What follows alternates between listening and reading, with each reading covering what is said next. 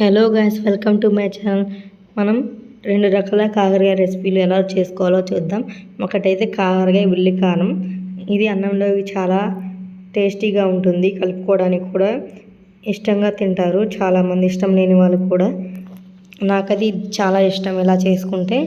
ఇంకొకటి అయితే కాకరకాయ ఫ్రై. అది పప్పుచారులో కానీ రసంలో కానీ సైడ్ డిష్గా చాలా ఇష్టంగా ఉంటుంది, తింటారు కూడా. ముందుగా ఒక ప్యాన్ తీసుకొని 3 టేబుల్ స్పూన్ వరకు ఆయిల్ వేసుకోండి. దాంట్లో పోపు దినుసులు, ఆవాలు, జీలకర్ర, మినపప్పు, పచ్చిశనగపప్పు వేసుకొని బాగా చిటపటలాడేంత వరకు వేయించుకోవాలి. ఈ కాకరకాయ రెసిపీ చాలా ఇష్టం లేని వాళ్ళు కూడా ఇలా చేసుకుంటే చాలా ఇష్టంగా తింటారు. ఇప్పుడు ఒక రెమ్మ కరివేపాకు వేసుకుంటున్నారు. ఇది కూడా చిటపటలాడేంత వరకు వేయించుకోవాలి. ఈ కాకరకాయ షుగర్కి కూడా చాలా మంచిది, చాలా హెల్త్ బెనిఫిట్స్ ఉన్నాయి దీనివల్ల. కానీ మన వాళ్ళు కొంతమంది అయితే తినడానికి ఇష్టపడరు, చేదుగా ఉంటుందని చెప్పి. ముందుగా ఈ కాకరకాయలను అయితే పైన పొట్టు మొత్తం గీకేసి దాన్ని పసుపుతో అండ్ సాల్ట్తో మజ్జిగ వేసి బాగా కడుక్కుంటే చేదు అనేది శుభ్రంగా పోతుంది. ఇంకా చేదు లేకుండా ఉండాలంటే ముందు రోజే కోసి ఉంచుకొని ముక్కలు కట్ చేసుకొని ఉంచుకొని ఎండబెట్టుకుంటే కొద్ది క్రిస్పీగా ఉంటాయి ముక్కలు, మెత్తగా లేకుండా ఉంటుంది. టైం లేని వాళ్ళు ఇలా చేసుకుంటే సరిపోతుంది, ఇలాగైనా బాగుంటుంది. ఇలా విత్తనాలు తగులుతుంటే ముక్కల్లో చాలా టేస్టీగా ఉంటుంది. ఇలా కట్ చేసి ఉంచుకున్న కాకరకాయ ముక్కలను ముందుగా ఆయిల్లో వేయించుకొని ఉంచుకోవాలి. ఇలా వేయించుకుంటూ ఉండాలి. ఇప్పుడు సిమ్ అనేది లో ఫ్లేమ్లో ఉంచుకోవాలి. ఈ కాకరకాయలను గరిటె పెట్టి తిప్పుకుంటూ ఉండాలి. ఈ కాకరకాయకి ఆయిల్ ఎక్కువగానే పడుతుంది, ఎక్కువగానే పీల్చుకుంటుంది కూడా.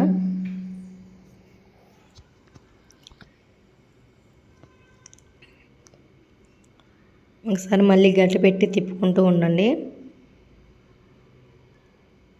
కాకరకాయలు ఎక్కడ అడుగంటకుండా ఉండాలి.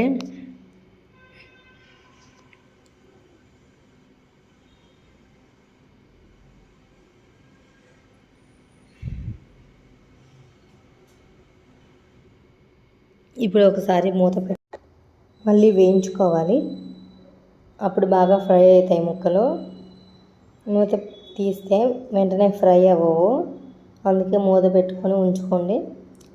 ఇది మళ్ళీ వేగిపోయిన తర్వాత ఒక 3 మినిట్స్ ఆగిన తర్వాత మళ్ళీ మూత తీసి గరిటెతో తిప్పుకుంటూ ఉండాలి. చూడండి, ఇప్పటికే కొద్దిగా వేగిపోయాయి ముక్కలు.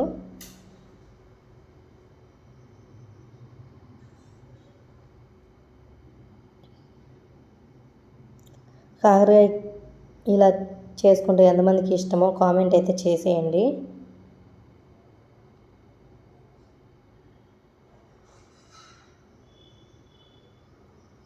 ఇప్పుడు మనం ముందుగా 3 ఉల్లిపాయలు తీసుకోండి. వాటిని సన్నగా ముక్కలు కట్ చేసి ఉంచుకొని పైన పొట్టు మొత్తం తీసేసి ముక్కలు కట్ చేసి ఉంచుకోవాలి. ఇలా కట్ చేసుకున్న వాటిని మిక్సీ జార్లో వేసుకోవాలి. ఇలా మిక్సీ జార్లో వేసుకున్న తర్వాత మనం కొద్దిగా టేస్ట్ సరిపడా సాల్ట్, అలాగే కొద్దిగా కారం, బెల్లం ఎక్కువ తినేవాళ్ళు కొద్దిగా ఎక్కువగానే వేసుకోండి, తక్కువ తినేవాళ్ళు తక్కువగా వేసుకోవచ్చు. మరీ తక్కువ వేసుకుంటే మాత్రం కర్రీ అనేది బాగోదు. అలాగే వీటిని రోట్లైనా దంచుకొని వేసుకోవచ్చు. రోట్లో దంచుకొని వేసుకుంటే కచ్చపచ్చగా దంచుకోవాలి. అప్పుడు ఉల్లిపాయలు తగులుతూ ఉంటాయి, కొద్దిగా టేస్టీగా ఉంటుంది. నాకైతే టైం లేక మిక్సీ జార్లో వేసేసాను. ఇలా వేసుకుంటూ ఉండాలి ఉల్లిపాయలు. ఇలా వేసుకున్న తర్వాత చెప్పాను కదా, టేస్ట్ సరిపడా సాల్ట్ వేసుకోవాలి. నాకైతే 1/2 టేబుల్ స్పూన్ వరకు సాల్ట్ వేసుకున్నాను. అలాగే చిటికెడంత పసుపు వేసుకుంటున్నాను. ఇందాక దాంట్లో అయితే వేమీ వేయలేదు కదా పోపు దాంట్లో, అందుకని చెప్పి దీంట్లో వేసేస్తున్నాను.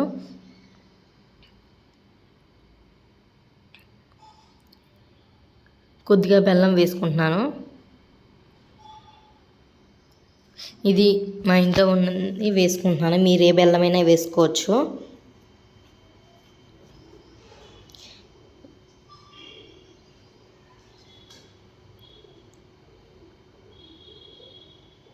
One and half teaspoon వరకు కారం వేసుకుంటున్నాను. కారం ఎక్కువగా ఉంటే, మంటగా ఉంటే తక్కువ వేసుకోండి. కారం మంట లేకుంటే 2 టేబుల్ స్పూన్ 3 టేబుల్ స్పూన్ వరకే వేసుకోవచ్చు. నాకైతే మంటగా ఉంది కాబట్టి 1.5 టేబుల్ స్పూన్ వరకు వేసుకున్నాను కారం. ఇప్పుడు మిక్సీ జార్ మూత పెట్టేసి బాగా మిక్సీ గ్రైండ్ చేయాలి. మిక్సీ జార్లో అయినా కచ్చాపచ్చా చేసుకోవచ్చు.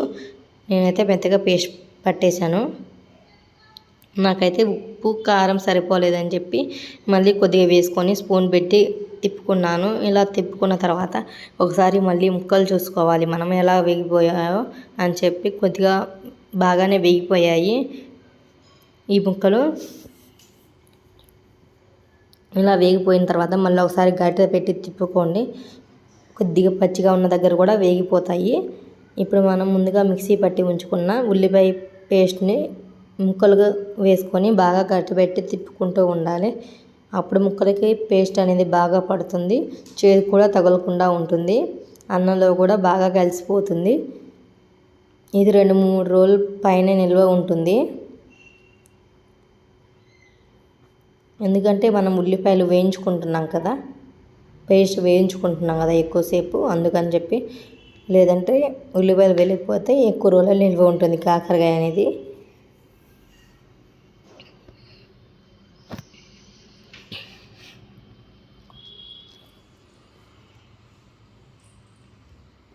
చూడండి, 2-3 నిమిషాల తర్వాత గరిట పెట్టి మళ్ళీ తిప్పుకోండి. అప్పుడు కొద్దిగా వేగిపోతుంది కర్రీ. చూడండి, కొద్దిగా దగ్గర పడింది, చిక్కబడిపోయింది. ఇందాక గ్రేవీగా లైట్ గ్రేవీలాగా ఉంది కదా, ఇప్పుడు కొద్దిగా చిక్కబడిపోయింది. కర్రీ అయితే రెడీ అయిపోయింది.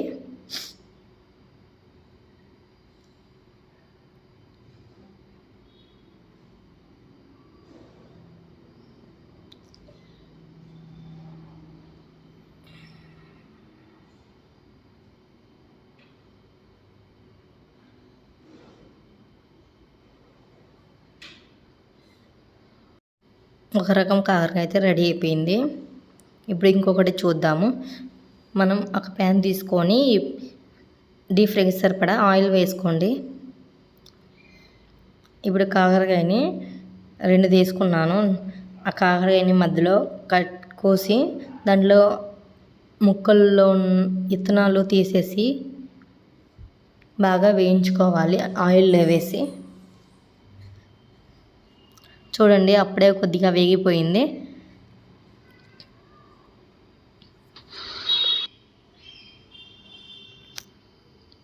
ఇప్పుడు కొద్దిగా వేగిపోయింది కాకరకాయ.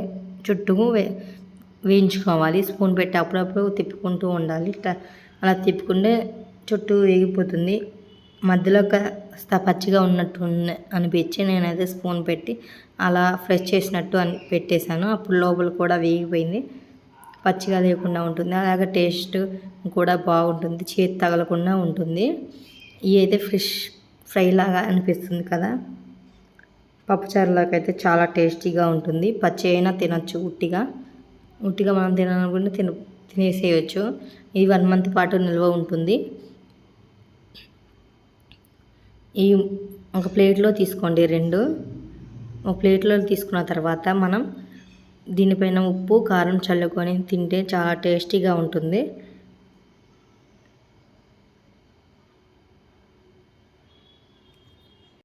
వీడియో నచ్చితే లైక్ చేయండి, సబ్స్క్రైబ్ చేయండి. Thank you for watching. Bye bye. Subscribe to more videos.